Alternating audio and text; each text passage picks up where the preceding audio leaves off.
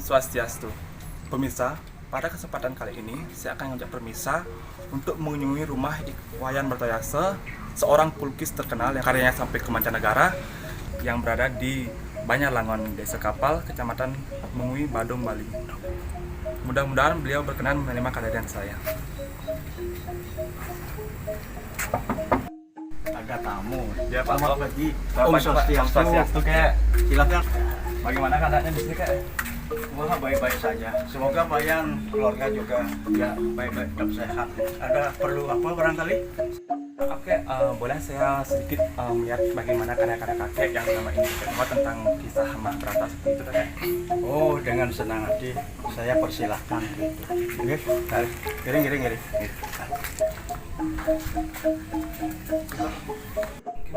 Ini bisa dijelaskan sedikit, Kak, karena saya lihat ada 3 lukisan di sini. Apa sih temanya dari lukisan ini, Kak, seperti itu? Oh ya, baik. Ini cuma 3 contoh aja ya. Yang lainnya masih di gudang gitu. Nah, jadi ending citranya ini Karmapala ya. Jadi citra rakyat itu makanya saya sebut ini acuannya dari citra rakyat tradisi, tapi saya goreskan dengan modern gitu, tradisi. Nah, ini sudah lumrah ini pedada baka ya, olok-olok nih, atau cangak mengketu. Nah, ya ini antara apa harimau menyergap induk monyet ini mati, tapi harimau ini kaget dan merasa prihatin. Jadi sifat kebinatangannya itu pri kebinatangan, kalau kita kan pri kemanusiaan. Dia kasihan melihat dia induk monyet ini sedang menyusui anaknya. Wah, kalau dia bisa ngomong, ini tidak dilanjutkan, dia memakan induknya, anaknya diselamatkan karena dia merasa prihatin, merasa berdosa. Sisa rakyat juga, si macan dengan si lutung mau patung, pesta membuat sate, yang jadi korban adalah penyu. Si kura-kura dia dinampah buat sate, tapi lutung ini licik, dia menipu dia. Begitu payahnya si macan ikut gotong royong membuat sate, tapi satenya setelah masak dibawa naik oleh si lutung.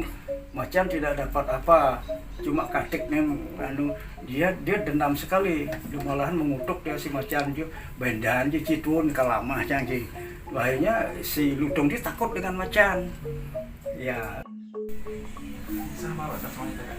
Ya, di Mahabharata dari Arjuna Mutako, ya, Takonya berhasil terima penghargaan senjata Pasupati.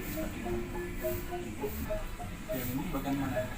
Ya ini dia setelah dapat senjata dari Bedarindra di Swarga, beliau Arjuna diutus untuk membunuh orang-orang jahat, terutama para raksasa. Ini raksasa Niwadakwaca yang mengingini istrinya Arjuna, namanya Subrawa.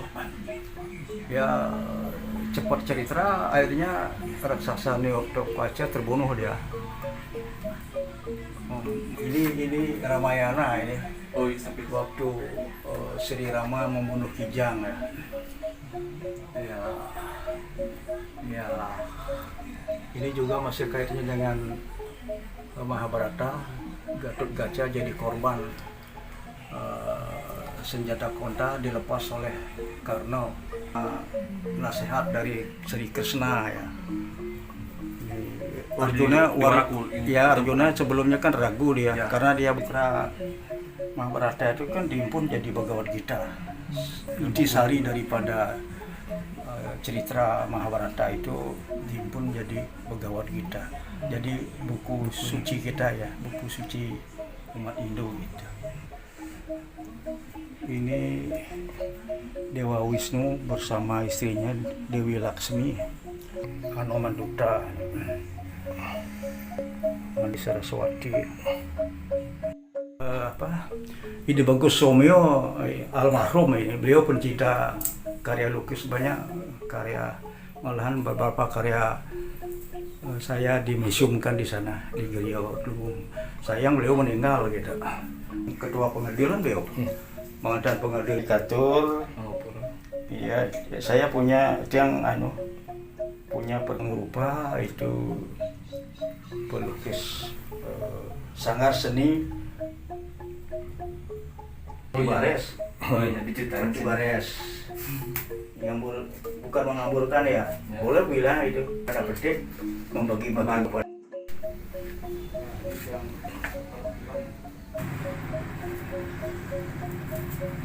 kamu kan ini hati-hati deh. Yang belum ya sudah terkenal. Iya. Sudah membahas namanya. Ya, ya ini dulu.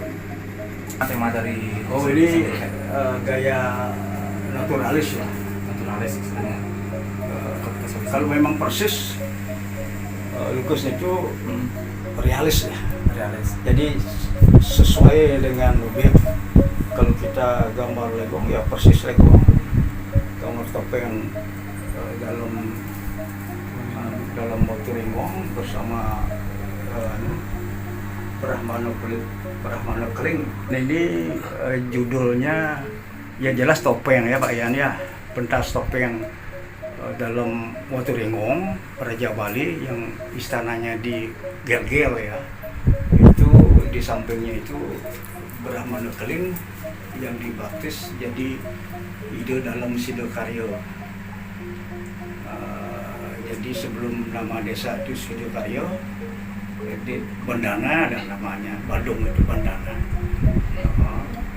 Itulah beliau berdomisili di desa Sidokaryo. Gitu. Makanya ada pura di sana, pura dalam Sidokaryo. Tapi realis ini yang ini yang namanya aliran realis atau naturalis gitu.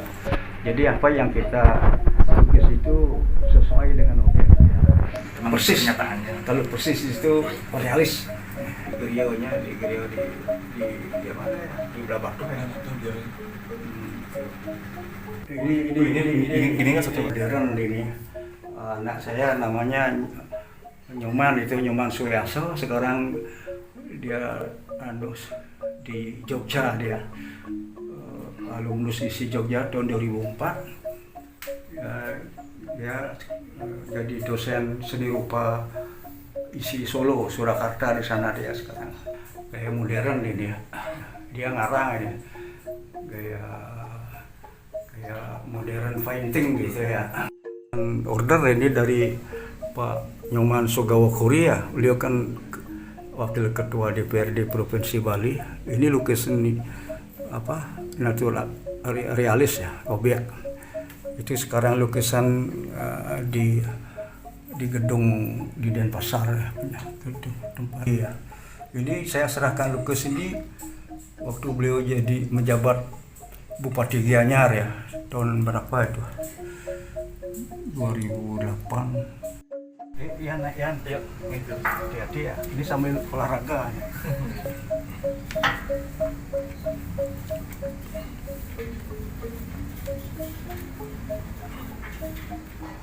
Karyanya Pamerkan saja. ratusan deh.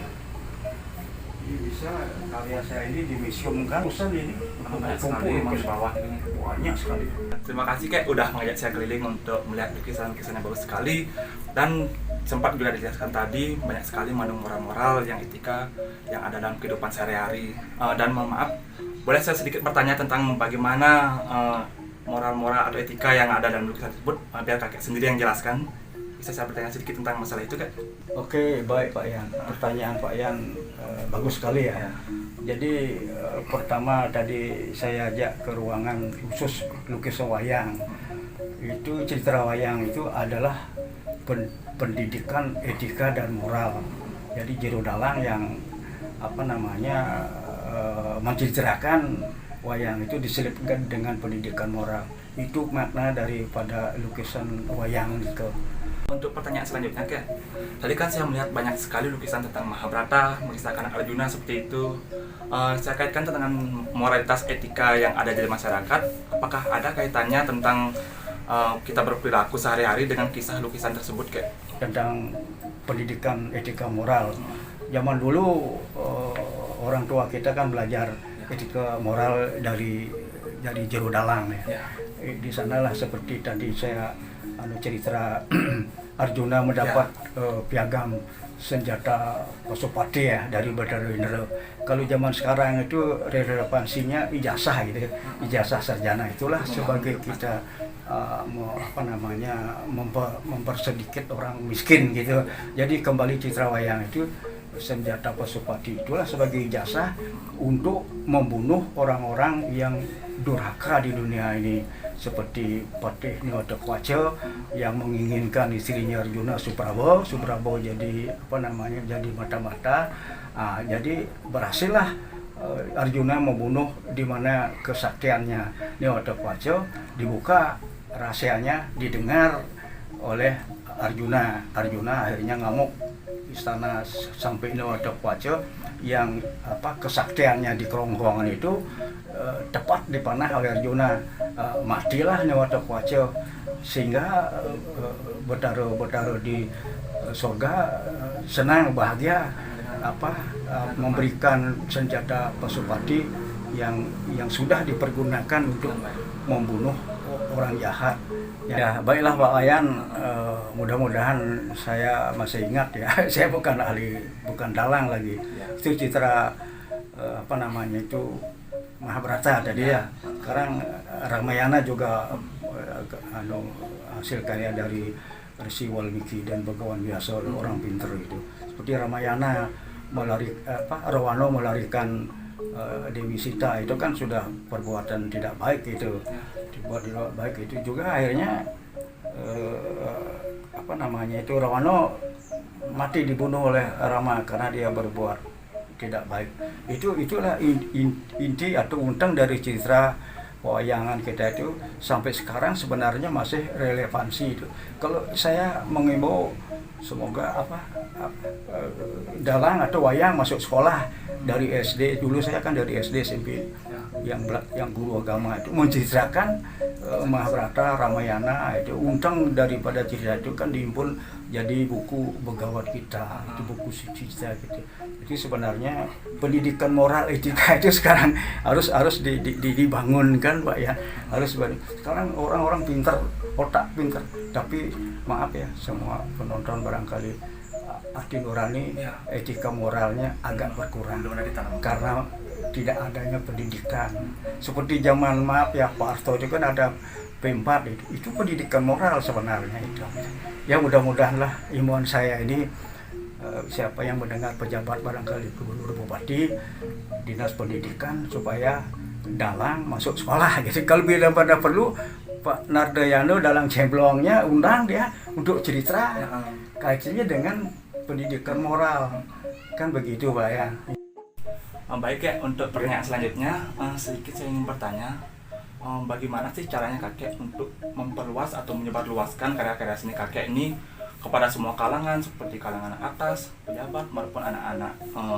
Seperti saya contohkan, bagaimana sih caranya kakek untuk memasarkan lah istilahnya karya seni kakek supaya semua kalangan itu dapat mencakup hasil karya seni kakek sendiri. Apalagi sekarang banyak orang ya. Saya pribadi selaku pelukis sudah bertitel DRS ini di rumah saja. Jadi kita di rumah saja ini dalam penyebaran virus COVID-19. Saya tekun melukis Pak Yan. Malahan selama COVID ini saya tetap di rumah. Lebih banyak saya dapat melukis gitu.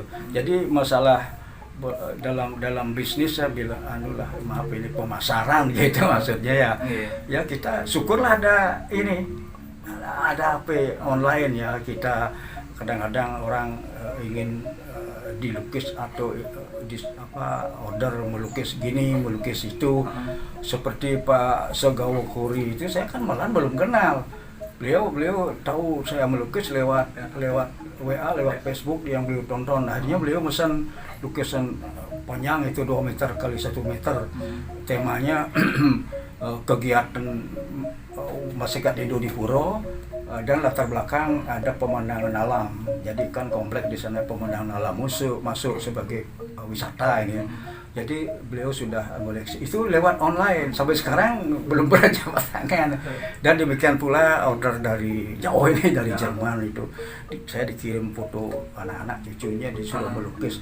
Saya lukis. Langsung Ya sekarang sudah saya kirim lewat teman dari Jogja, itu udah dalam keadaan ini sudah nyampe di Jogja. Itu udah cara pemasarannya. Untung ada ini Google itu, wah luar biasa. Itu maksudnya. Nah, untuk pertanyaan terakhir kayak bagaimana sih pesan dan kesan untuk anak-anak muda di era globalisasi ini supaya bisa meregenerasi lagi budaya-budaya seni yang sudah ada seperti ini kayak? Baik, untuk regenerasi anak-anak di masa mendatang supaya bisa dia melanjutkan karya seni, terutama melukiskan gitu ya. Itu pernah itu anak-anak SD, SMP, SMA belajar melukis di sini ya, karena dia berminat ingin bisa melukis. Itu mudah-mudahan untuk mendatang malah dari Rumania itu dari Eropa itu belajar melukis di sini di studio saya itu, dan beberapa. Nah itu harapan saya itu anak-anak itu supaya menekuni lah, terutama melukis citra wayang kembali citra wayang itu harus paling tidak dia bisa melukis samut, dalam itu mamanya. Itu mengembangkan regenerasi anak-anak mendatang itu supaya dia bisa menekuni seni apa sajalah boleh kan gitu. Sebab orang yang melukis atau melakukan kreativitas seni itu adalah seniman itu untuk dia menyenangkan dirinya sendiri dengan hasil karyanya dan bisa menyenangkan orang lain. Ya saya harapkan anak-anak itu mau dia melihatlah dulu. Kadang-kadang saya undang gurunya, anak-anak muridnya itu suatu waktu ajaklah ke saya punya studio, ya melihat gambar, malah dia ada minat karena dia senang melihat lukisan, apalagi dia ada kemauan, ada bakat dia melukis. Saya sanggup memberi pelajaran melukis gitu. Terima kasih Kek atas waktu yang sudah diluangkan kepada saya. Barangkali Kakek ingin melanjutkan pekerjaan Kakek atau melukis mungkin orderan yang lain. Silakan Kek. Untuk kali ini saya sudah banyak sekali mendapat petua-petua atau pemaparan tentang bagaimana karya seni lukis tersebut. Dan untuk pemirsa yang di rumah, sekian perbincangan kita dengan Kakek Ewean Bratayasa di studio beliau, yaitu yang bernama Mahabrata Studio yang berada di Banjar Langon, Desa Kapal, Badung, Bali. Ya, Ewean Bradharma melaporkan. Om Santi Santi Santi Om.